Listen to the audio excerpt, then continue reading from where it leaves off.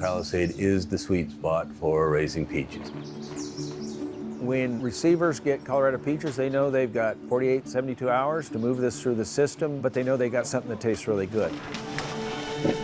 Peaches have made Palisade a very special community because they don't grow everywhere. The first orchards were planted in the 1890s, and they hit the ground running, and they knew they were onto something that was special.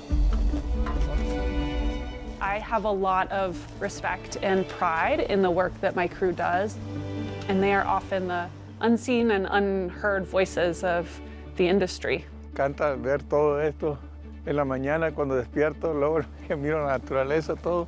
A mí me encanta estar aquí. It just makes for a unique area to grow peaches, and we put our heart and soul into it. Have you ever had a Georgia peach? They don't taste as good as Palisade peaches.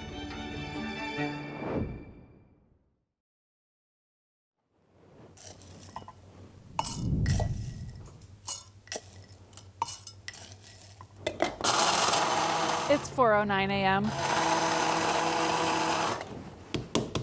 I grew up on the farm, so I knew how hard it was. Being a fruit grower requires me to be an amateur biologist, a mechanic, a truck driver, a people manager, a bookkeeper, a salesperson, a marketer. I have to wear 1,000 hats. 5 a.m. and 31 degrees. My name is Gwen Cameron. I'm an organic fruit grower here at Rancho Durazno in western Colorado. So I'll just be obsessively checking temperatures most of the night. Fruit is fairly temperature sensitive, so in the springtime I'm constantly monitoring the forecast and the weather station on our farm because I'm concerned about those low temperatures that could reduce our crop. When we do have a frost night, the most effective for us is when we're able to use our wind machines, which is basically a 40-foot tower with a propeller on the top. Most of our cold nights are inversions. They're calm, clear, and still. You have warmer air up high and very cold air at ground level. So the propellers mix up that air to bring the ambient temperature in the orchard up a few degrees. And sometimes a few degrees is all you need. All of our fruit, its critical temperature, which is the temperature at which we start losing crop, is 28 degrees right now. So we're at 32, we've got a few degrees before it becomes a problem. There you go. This year we had several freezes. We had one in early April, and then we also had one more recently in early May, which is fairly unusual for us to get cold that late. We don't get into its safe temperature range until the sun actually crests that cliff and hits us directly. Palisade is the sweet spot for raising peaches.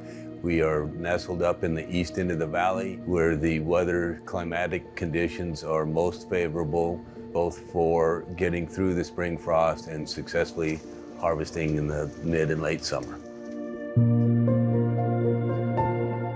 While we don't love it in April when we're trying to save our tender blossoms, it's critically important because the peach is a desert plant. It needs the heat. It wants the heat to flavor and to finish maturing, but the cool nights help lock it in.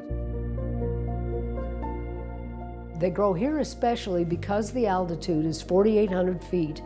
So we have warm days and cool nights, and that makes the peaches sweeter. And so kind of both ends of the valley started to grow fruit. And Palisade prevailed because of the katabatic wind, the $1 million wind from Debec Canyon. We are sitting in a microclimate where we have drainage winds that come out of the mountains. You get a clear, still night, and as air cools, it starts to move downhill in the canyons. Those molecules move around and warm up, and so when that wind is coming out of the canyon, it's a few degrees warmer than the ambient temperature here in the valley. And when you're growing peaches, a few degrees can make a huge difference and can save your crop. So the canyon breeze coming out of Debec Canyon at the mouth of the canyon here comes down through, moves the cold air off the orchard floor and allows the warmer air to settle in. And that was known as the $1 million breeze because it saved fruit for years and years in the valley. The peach is a desert fruit, so we get to apply it with the adequate amount of fresh water out of the Colorado River. Just makes for a unique area to grow peaches. Our water comes from the Colorado River, so that's one of the things that makes this spot really great for peach farming. When it arrives on our farm, it's pumped out into the orchard through these poly lines that go down each row, and then water comes out through the hanging emitters here. So the canal is filled and we have access to that water around April 1. So then we can start watering, which in a dry year like this, we want to do pretty quickly because the trees don't use as much water in the winter, but they're still pulling water from the surrounding soil. So we want to give them water fairly soon. This is desert. It's high country desert. It's the beginning of the Utah desert. And we've heard that the Ute Indians may have even thought it was cursed because nothing grew except right along the river. When the Utes were moved to Utah in 1881, I think there had been white settlers that had their eye on the valley for the agriculture potential with irrigation. As far as the Western European experience in Western Colorado, it really began officially in the late 1880s, 1890s. A lot of excitement about going out and cutting canals and developing a livelihood in what were desert valleys. People with vision came and said, you know, with a little irrigation water and bringing in the trains, we could make something pretty special here. Palisade was officially incorporated in 1904, but early settlement started in the mid-1880s. In fact, when you look at the 1800 newspapers and the early 1900s, and they're saying, oh, this is very productive and it's so successful, it truly was word of mouth and letters and newspaper articles. And with, you know, the early attempts at irrigation, because that was the key thing, is getting water. Initially, they brought it in barrels from the river, the Grand River then, Colorado now, to the orchard from sunup to sundown during the growing season. Then, of course, in 1904, we started to get irrigation canals, which made it easier and more people came. And by 1910, the water was on East Orchard Mesa, and so that all got developed. And the people that came understood the importance of irrigation and how it works best. There was a lot of effort in the Grand Valley to entice people to move out, populate this valley, and they talked too about the agricultural productivity. We'll never have a drought, they said. Well, the Midwesterners know what droughts are. They said the Colorado River runs through here, and so we will always have it to draw on. My name is Charlie Talbot. My generation is the 5th generation in raising peaches here in Palisade, and we're the 3rd generation of continuity in Talbot Farms, which was founded by my grandfather.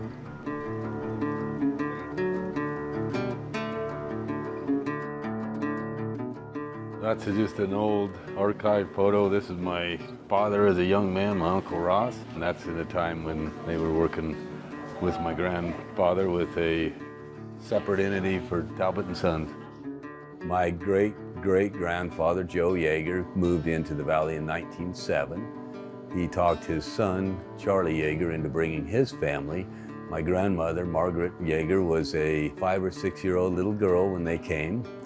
The Talbots moved out of Kentucky into Delta County, and they started farming and ranching. And long story short, my grandfather fell in love with a peach grower's daughter and started Talbot Farms. I am one of 4 brothers. 3 of us are key partners in the operations of Talbot Farms. The family was completely immersed in the growing of fruit. By the time I was 10 years old, I was working in the shed and in the orchards, and all of my siblings followed suit fairly close thereafter. So I take care of all the farming side. My brother Nathan takes care of the packing processing, and my brother Charlie runs the business side of the organization.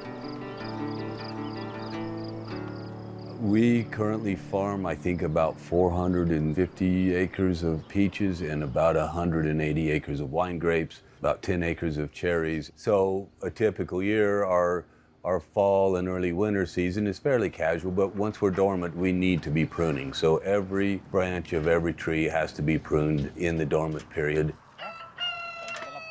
When we get into the blossom time, there's a lot of activities then that surround frost protection. Our blossom timing kind of sets the stage. And then we have the beginning of the irrigation season. A lot of work goes into preparing all the irrigation systems. Once we get through that period, we go into thinning time. And a branch that's 24 inches long, we're going to put 3, maybe 4 peaches on it. So we will, by hand, select and space the fruit. Anything that we see that's damaged or not a perfect fruit, that's our chance.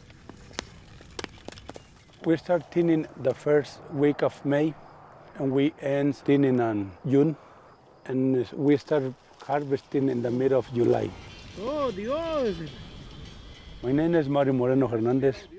I'm working for Talbot since 1995, and my job here is to supervise everybody of the workers and make sure they do the job.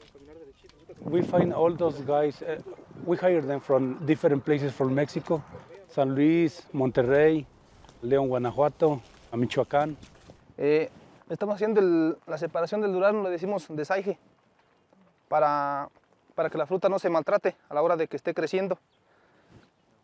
Y también para que el árbol tenga la fuerza necesaria para que dé la fruta bien.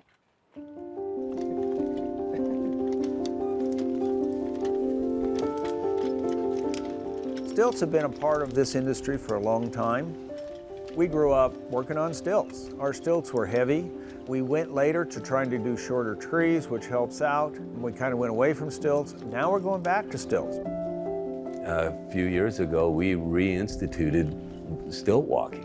And the stilts of today are far more comfortable, far lighter, and far more stable than what we had.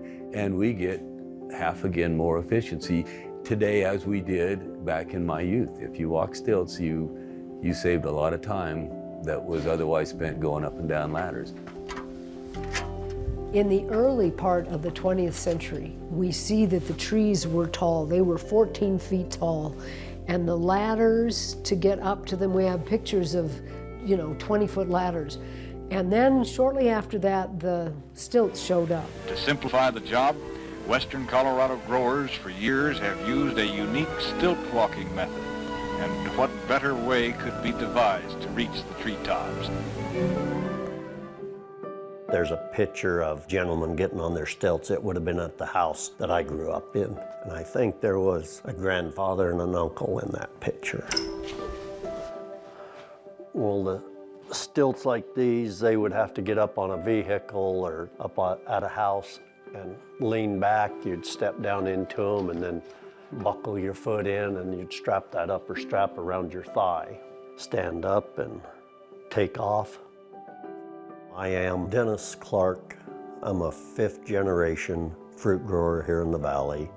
Been raising fruit basically all my life. That's a photo of my great-great-grandfather and great-great-grandmother, James and Phoebe, the first Clark family to settle in Palisade. And then the next photo here is my great-grandpa Levi and Hazel. I knew my great-grandfather really well. He was a character. Then he had 3 boys, and I'd say my grandfather was the one that went on and farmed. Jamie and Lois, my grandparents, my father's parents. And then a photo here has my family, my 2 daughters, Mackenzie and Courtney, and then my grandmother Lois and my father. Now my daughters are working on the farm and son-in-law, along with my grandchildren, which would make the 6th and 7th generation.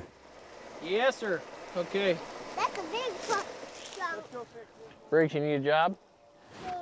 Okay, take these trees, step across this. Set one down in the trench. Atta boy. I'm Chris Schmaltz, Clark Family Orchards, Palisade, Colorado. 7th generation. This is the 7th generation here. Well, you're planting all these trees, you got to have somewhere to sell the fruit. So I'm constantly talking to buyers, getting into the marketing and trying to get the crop moved before you even have the crop. My daughter and son-in-law were in school, and as they were coming back, I said, you know, to Chris, it's like, I can raise the fruit if you can market it, and he's come in and done a tremendous job there. Oh, there's plenty of trees over there, Briggs. The pride in knowing my family's been here a long time, and now we own about 110 acres. We're probably leasing about 40 more. We have a local fruit stand, our warehouse where we bring the fruit into and move it out of that across the country. We pride ourselves on a perfect product, and you have mechanization in a lot of agriculture, but today it's all hand labor, and so this season we'll have 32 H2A workers.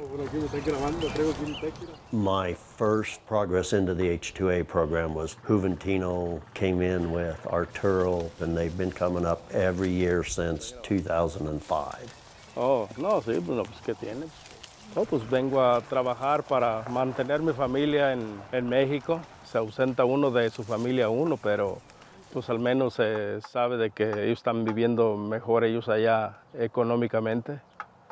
Sí, y uno pues aquí vive uno bien. Un día me hicieron una pregunta de que si estábamos a gusto aquí. Dije, pues si yo no estuviera a gusto trabajando aquí, yo ya no vendría desde el primer año. Aún así sigo viniendo. Me siento a gusto trabajando aquí con Clark. Juventino there, he's almost like a brother. The vast majority of them are just like family. Aquí es bueno, ni bien, no problemas. We have a tremendous need for workers, and now it's mostly filled by H2A workers. The Clarks and the Talbots all have H2A workers. The labor situation has changed dramatically over the years. Prior to World War II, we were almost all migrant workers, and most of them were Americans. There was a West Coast circuit, an East Coast circuit, and people would follow the crops.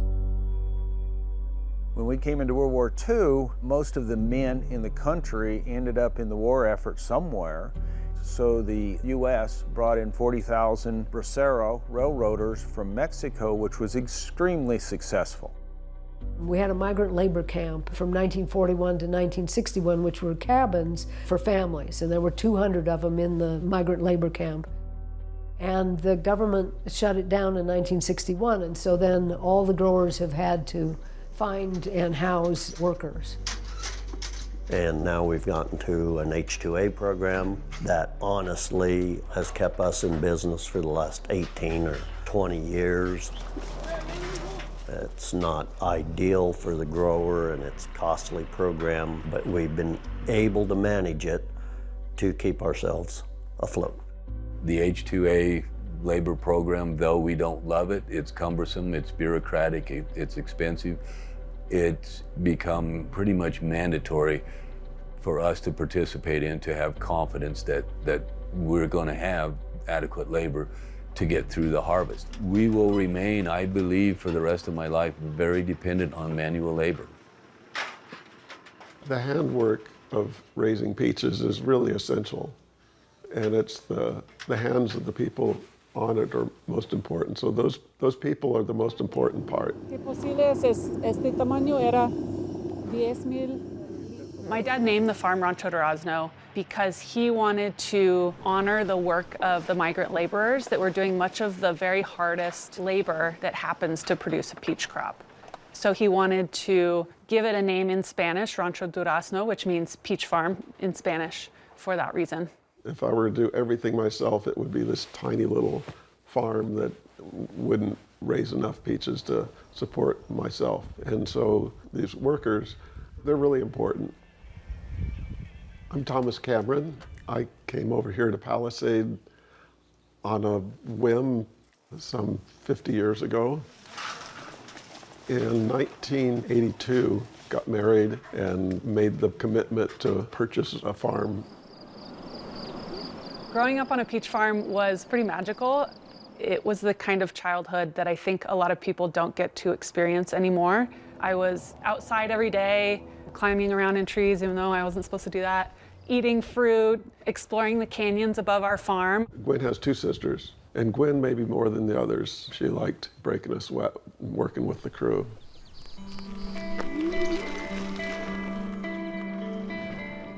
This year marks my 10th season as a farmer, and we're a medium-sized farm.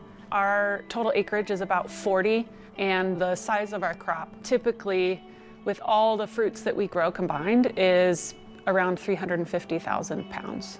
So even on a relatively moderate-sized farm, we can produce a lot of food. One of the things I wish people knew about peach farming is how physically difficult the labor is. I think people understand that generally, but if anybody were to go out and work with my crew for a day, it just wrecks you. It's exhausting. And I have a lot of respect and pride in the work that my crew does, and they are often the unseen and unheard voices of the industry. Hasta que ya ves logrado esa fruta, se siente uno muy bonito, muy realizado de haber logrado lo que querías. Mi nombre es Adolfo Yevismea Jupa. El trabajo mío es encargarme de las huertas, de dirigir a la gente y ese es mi trabajo, encargado del rancho. Adolfo Yevismea has been working for us longer than any of my crew. This is his 15th year. He is very much the patriarch of our crew. Everybody, including myself, looked to him for guidance. Yo estar aquí en el rancho fue principal buscando el trabajo para tener una mejor vida en México, porque la verdad sí vivíamos muy bien allá, pero empezamos a tener problemas, entonces decidí venirme para acá y me han ofrecido otros trabajos mejores pagados, pero no me interesa porque estoy muy a gusto aquí en este rancho. Luis Guzman is my packing shed manager. So he's in charge of, once the fruit is out of the field, making sure that it is sorted and packed to our really high quality standards. Tengo trabajando aquí en el Rancho Durazno 7 años.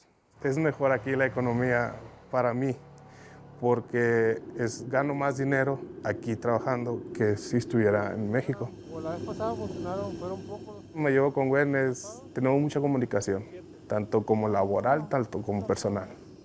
My relationship with my crew, I think, is really different than a lot of other workplaces because we all live and work on the farm. So most of their time is spent living here as neighbors, as coworkers on the farm. Ojalá mientras pueda, yo quiero seguir aquí en este rancho, porque aquí es orgánico y que me da gusto porque estar en un rancho porque evitas muchas enfermedades. Ya ves que como fertilizante es muy peligroso. Our farm's been organic for a long time. My dad was an early adopter of those organic practices. He started transitioning to organic in the early 90s. And so an organic certification means that the materials that we apply to our produce in order to control pests and diseases and to fertilize our crops are all sourced from naturally occurring materials rather than synthetic chemicals. It also has to do with the approach of how we make those decisions. We want to see that we're taking other preventative measures and we're looking at the overall health of our orchard and the ecosystem around it. So one of the tasks I'll be doing today is setting out traps for a particular pest that we have called peach twig borer. And so they fly in and get stuck in the sticky paper, and then I count them, and that gives me an idea of how many I have of that population in my orchard. And then from there I can use that data to make a decision about if I'm going to spray in that area. As someone who grows food, I care a lot about the quality that I'm producing and how it tastes and also how healthy it is for the people who are eating it and for the environment around us. And so some of what I'm doing in the summertime is just walking through and grabbing a peach and eating it because I need to make sure we're picking at the right time with the right ripeness. They don't get ripe all at the same time. And what you're looking for is a color break in the ground color of the peach. And as soon as that green turns to a yellow or a tan color, that's the peach you want. And as they're ready to pack, the fruit goes through the debinning, washing, sorting, and packing process. And as soon as we've got trucks here to haul it, it then immediately goes onto trucks and it's out of here. Most of the fruit is in and out within 24 hours. In fact, most of it's on a store shelf within 48. Peaches are one of the really fun things in life. Nobody has to have it, but it is special, and it is as good as it gets. We are very happy that Chamber of Commerce and others make the Peach Festival happen because it is promoting what we do. Even though it is smack dab in the middle of peach harvest, we want to get consumers out here to experience that fresh, juicy peach straight off the tree during our harvest. And it's a favorite event for not only our community members, but especially for people coming from all over the state and really all over the nation. So it's become a very attractive event. The population of Palisade is about 2,500 people total. And when we host the Peach Festival, we bring in about 20,000 people into the community over the course of 2 days. So we multiply our population by 10. I think any chance that the public has to learn more about agriculture is positive for them and for us as farmers. So it's great to see the number of people that are excited about what we're doing and want to come visit. It's so important that they understand and know where their food comes from, that these are family farms growing their food, and peaches don't just come right off the tree and they end up in your kitchen. There's a lot of hard work. Because peaches have been grown in Palisade for such a long time, it's very much ingrained in the culture here. When I go to the hardware store, they want to know how's the crop this year. When you hear the newscaster in Grand Junction say, our peach crop made it through the frost, you know you've made it because it's their peach crop and the community takes ownership of it. We've been blessed with not only a community here in the Grand Valley and Grand Junction, but the whole state that now holds us with affection and wants to see us survive. I like to do what I do, I think, and maybe sometime I will grow some peaches for my own too. But for right now, I'm working for Talbot, and I think we're okay, so I'm happy. The more I've taken over, the more I've loved this work because of the people, because of the place. One of my favorite parts of my work is they take a bite of that peach at a farmer's market and their face changes. And just like the joy that that brings to people is really fulfilling for me, especially given how hard the work is.